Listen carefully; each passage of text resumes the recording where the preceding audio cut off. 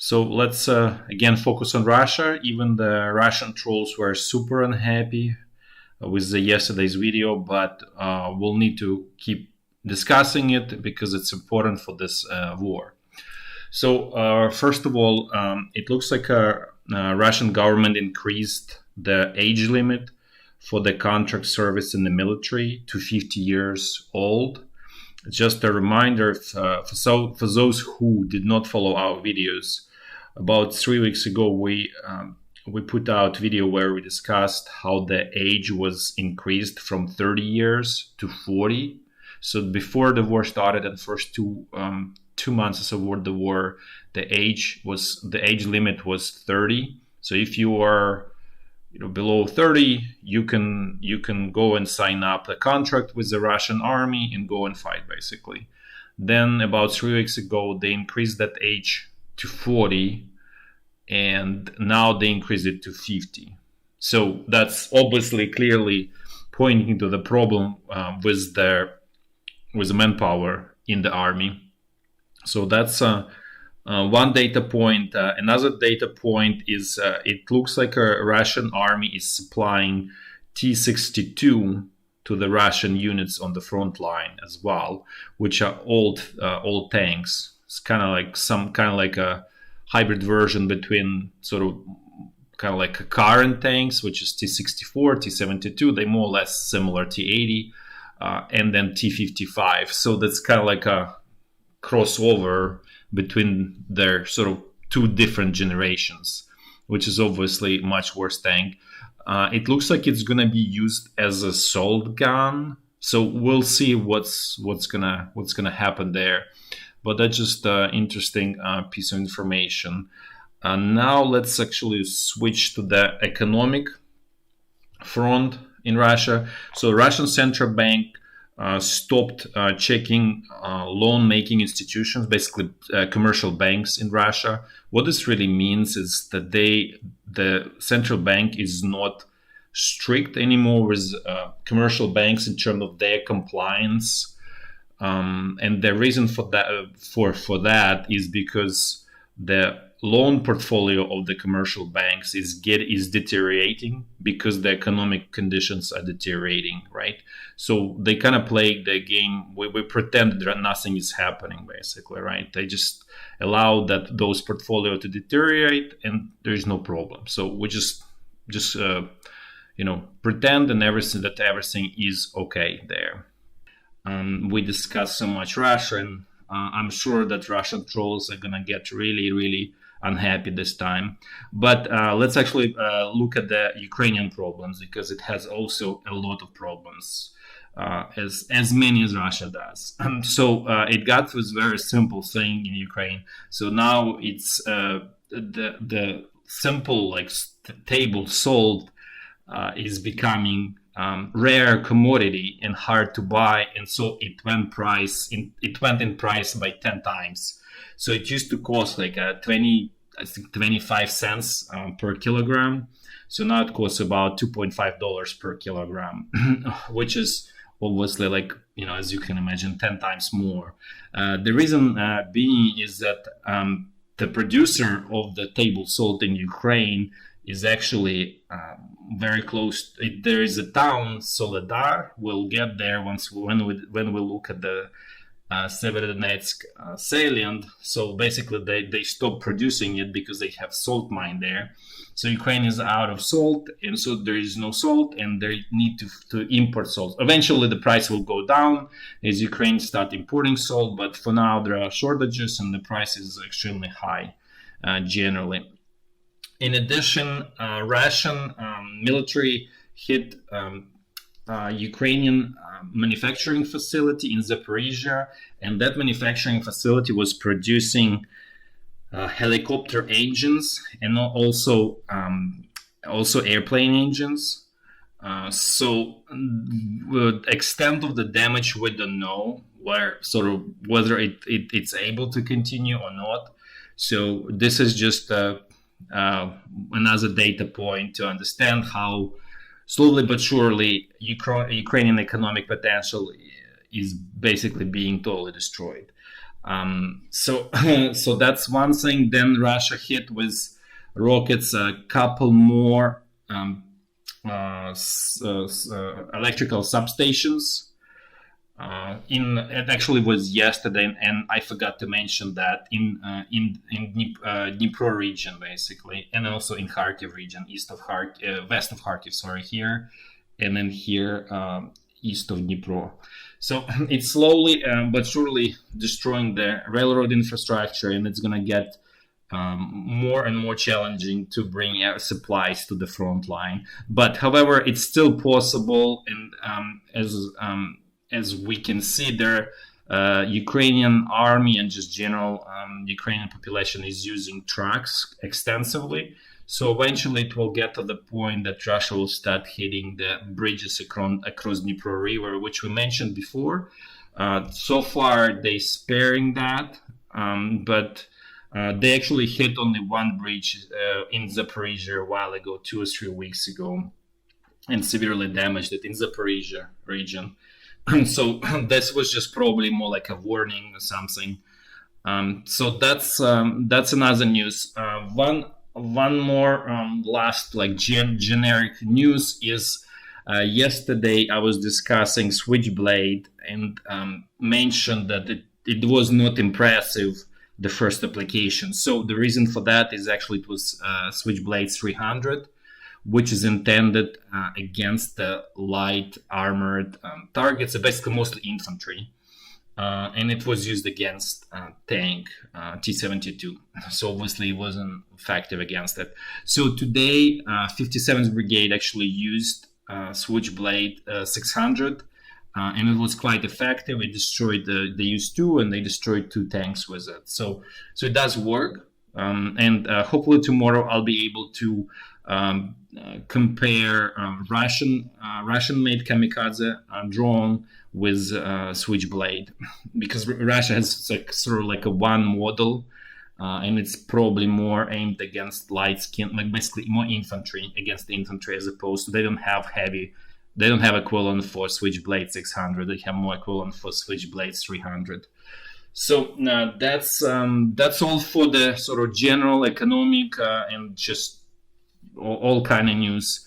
Now let's actually switch to the walk through the front line. We're gonna do it in a clockwise fashion, starting from the very north. So again, ping pong is artillery. Ping pong is not stopping. The same thing is going on across the border.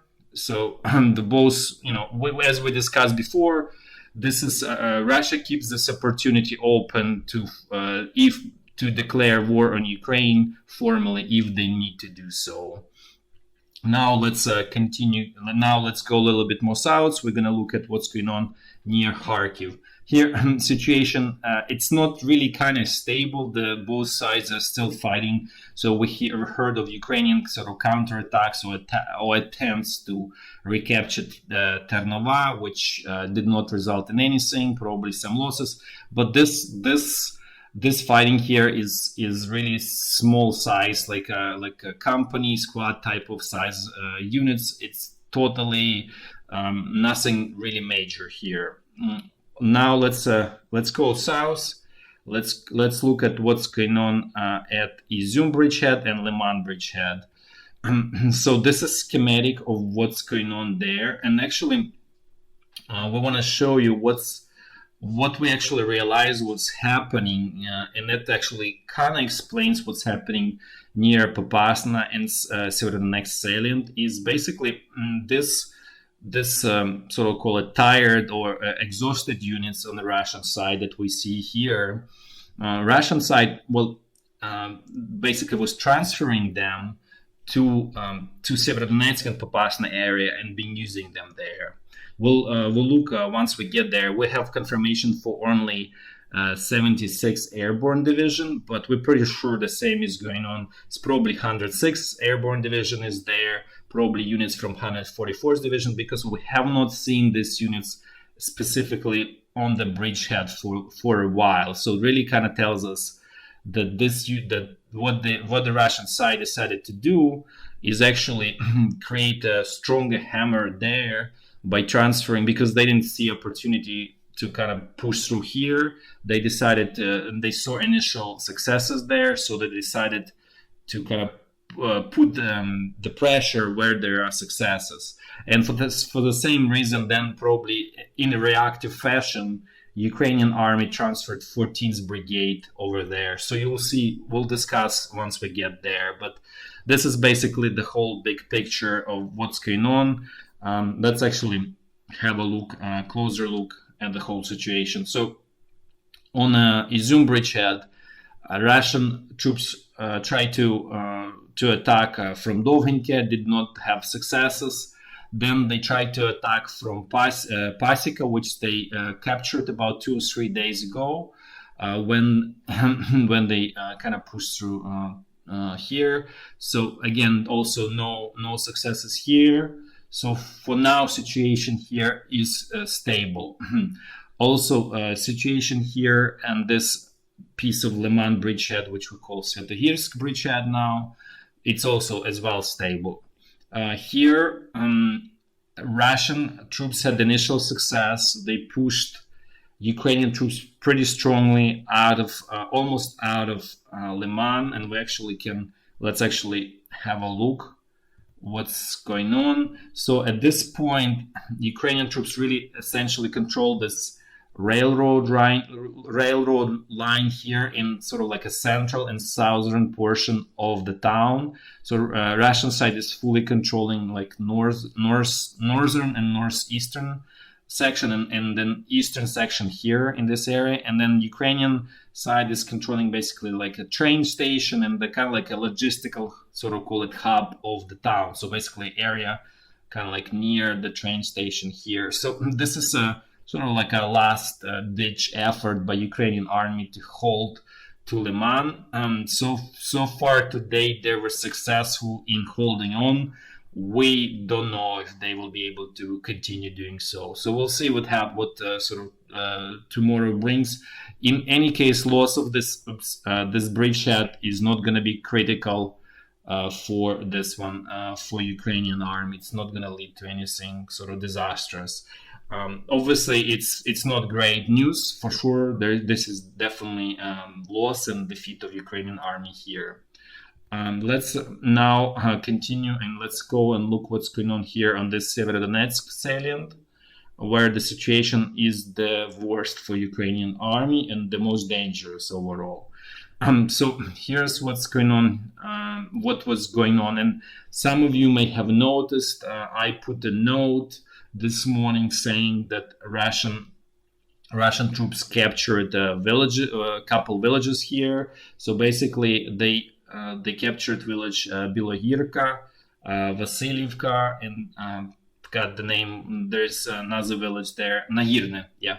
So there is a village Nahirne, which is like literally next to Bilohirka here. We don't see it, but basically they captured these 3 villages here, and then what happened is then Ukrainian troops managed to push very, very little, just literally outside of the villages, Russian troops. Basically, the Russian units here are literally like 500 meters or not more than 1 kilometer away from this road. So this road is unusable, like totally, because they literally shooting at it. So there's nothing, you cannot use this road at this point. So the only road that sort of supplies this whole group here is this, as you can see, kind of like goes here. This is the main logistical artery here at this point for this Severodonetsk salient, for the troops in Severodonetsk salient, basically. How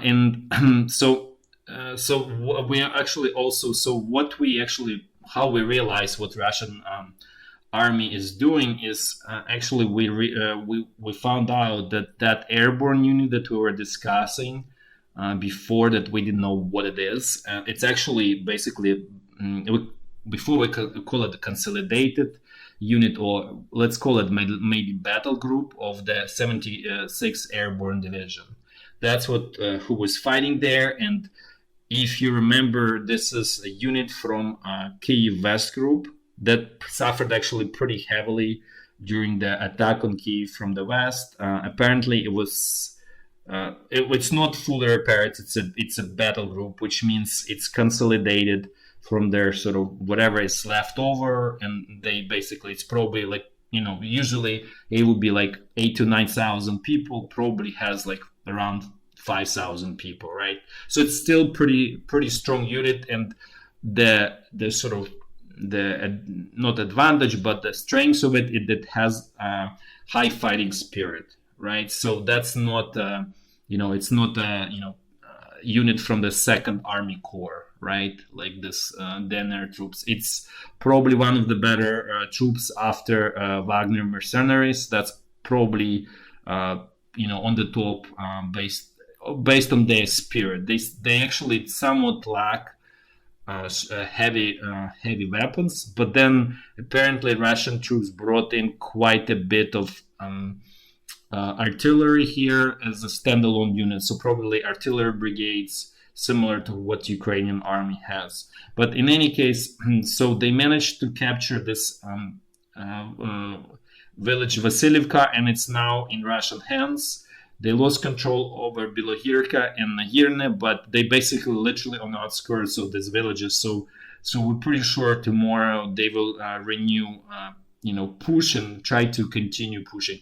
So what this really tells us is actually, because we were wondering where the Russian side is getting more units. So they're actually not getting more units, not getting more troops. They basically repurposing, reusing those troops from the Izum bridge. They quickly bringing them behind their lines, and they bringing them and throwing them where they have initial success. So basically they saw that Wagner mercenaries and 40th Naval Infantry Brigade and 57th Mechanized Brigade had success there. So they throw in their whatever they have, and they just basically take the troops from the other section of the front where they don't have much success. So this is actually shows a step forward in flexibility, and this is definitely improvement in the Russian command. It's very clear for us, and so basically Ukrainian side is right now as stretched as possible, really on the edge. Even they managed to sort of keep control of this road. It doesn't really matter. This road is not usable anyways. So the purpose of the Russian troops is obviously to kind of like continue attacking north, to cut off this whole group of Ukrainian troops. And whether they will be able or not is questionable. We don't know. But the problem is not so much that there is like overwhelming number of Russian troops, which we think is actually right now numerically it's about 1-to-1. We don't think that Russian troops right now exceeding Ukrainian troops. Where they exceed is in heavy weapons, right? And that's what they taking advantage of: artillery, mortar, rockets. That's what they shelling very intensively, and that's how they kind of like build the sort of the pass for themselves so far in this situation. And the problem on Ukrainian side that this leads to high losses of the skilled and experienced soldiers, and the new sort of replacements that are coming are pretty green, pretty in many cases pretty poorly trained and not really capable to replace older soldiers. So the unit's becoming weaker, right? So this 14th brigade was very like heavily obliterated. 24 is the same. 80th a little bit less so, but still pretty bad. And 115th was pretty heavily obliterated. So then as a result, because the quality of the people really what's the most important. And if it goes down overall, not because they're stupid or whatever, they're just not trained, or trained very little, or they didn't have the experience. So as a result, the whole quality of the unit goes down as well, and its ability to continue defensive action also goes down. So that's kind of how it works, and that's probably like explanation of why the Popasna was lost and how this whole situation came about, and why it's still in very, very difficult situation and really on the edge. And if things can easily go to very catastrophic situation for Ukrainian army in this area. So so we discussed this. Then there was also small success on the Russian side. Well, actually, of their Second Army Corps, 4th Brigade, they finally managed to capture this village Toshkivka that had been fighting probably for like 20 days. So they just pushed a little bit more Ukrainian troops here. So this is really not critical situation here. This is really where the sort of fate of this whole kind of fight will be decided. And actually, I forgot to say, based on this kind of new information that we sort of discovered, realized in terms of this is basically recycled troops from the other section of the front line. What this really means, this is kind of like a last hurrah for Russian troops. If they don't manage to, achieve their objective here, this whole front line probably will turn into more or less sort of strategic defense for both sides, because both sides will be extremely exhausted. Even though Ukrainian side probably can replenish with the sort of fresh troops, but as we said, they definitely less trained, less prepared. But the more important is that Ukrainian army is severely lacking heavy weapons, heavy equipment, and it will not get anything probably till we would say mid-July. So this really means that both sides, it might be like, if Russian troops not gonna succeed here, it may lead to basically sort of a stalemate across the entire the whole front line, right? So what we're seeing right now on Kherson bridge here, this probably could be happening here as well. But we'll see. Let's see if Ukrainian troops manage to hold the line here. So let's actually go. This is actually probably sort of more precise picture, because more zoomed in basically. No, and by the way, this is this town Soledar, where there is a salt mine that was producing salt for entire Ukraine. Now it was stopped, so that's why Ukraine has shortages of the salt. So now let's see what happens. So first, Russian side attacked, captured Vasiliivka, this village, right? You see. Then from Vasiliivka they attacked towards the road. They captured Bilogorivka and Nahirne. And then Ukrainian troops literally, so basically Russian troops were controlling the road, like totally were on the road basically, right? And tried to dig in. So Ukrainian troops, whatever, they managed to do sort of like last ditch attack, and they literally pushed them like 500 meters or like 800 meters off the road, right? So technically Ukrainian side is controlling this Bilogorivka, and Nahirne is kind of like 50% controlled. So even though Russian troops don't control this road, but it's not usable, so you cannot really drive through that road. And honestly, at this point, this road was not usable anyways. At this point, it's just a question how more further north the Russian troops can get. This is really the whole fighting is about that, nothing more. Otherwise, it was Russian troops did some attacks here, but they were sort of more like a distraction attacks there. Also, they did not attack here. We don't have good information on the front line in this area. We do know that Russian troops tried to attack Pelipchatine, did not have much success there. So this is again the same kind of picture that we've seen here. Let's actually look at situation a little bit more towards south, where we talk about this Svetlodarsk salient that was very intelligently destroyed by the Russians, specifically by the Wagner mercenaries that attacked in the flank and in the rear, created threat of encirclement, and basically forced Ukrainian troops to withdraw. So at this point, it's very unclear where the front line lies here. So we hear different sort of very contradicting information. So for that reason, from very different sources, it's very hard to establish where the front line right now here for Ukrainian troops. What we do know that this area, like kind of like north of the lake, is still controlled by Ukrainian troops, but it's unclear what's going on specifically much more in this area. There is very high chance that Russian side managed to capture this whole area, but we don't have good confirmation for this. So in that case, it would be kind of like another huge wedge, which again creates even more problems in building successful defensive lines here. And then, again, clever sort of thinking on the Russian side. Then they attacked from this side, trying to push, understanding that Ukrainian troops are busy with kind of dealing with this breakthrough.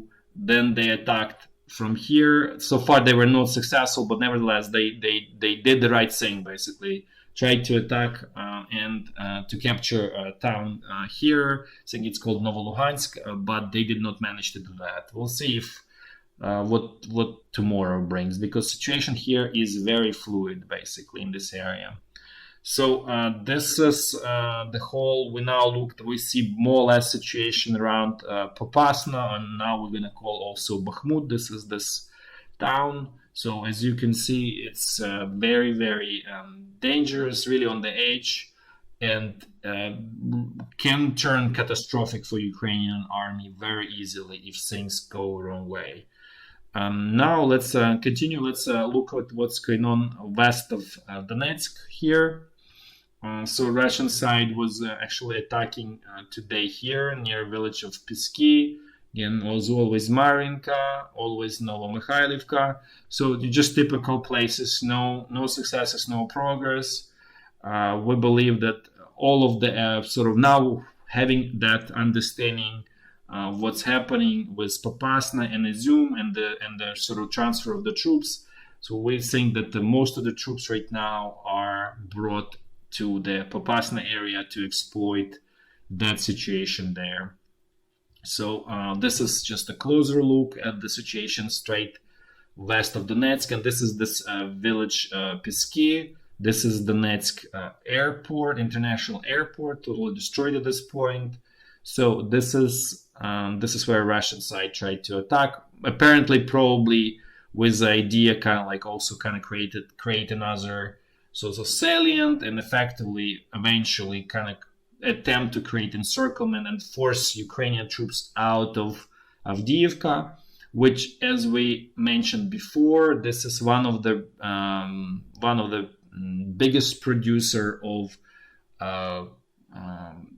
coking coal or metallurgical coal, whatever the right. Well, I think those terms are both sort of valid terms, and just different countries use different terms. But basically, this is basically ingredient for making steel. That's the importance of it is, and in Ukraine, steel industry is one of the big drivers of the industry overall in Ukraine. So this is important location, and loss of it is going to be another blow to Ukrainian industry overall, and just in general economic potential of Ukraine.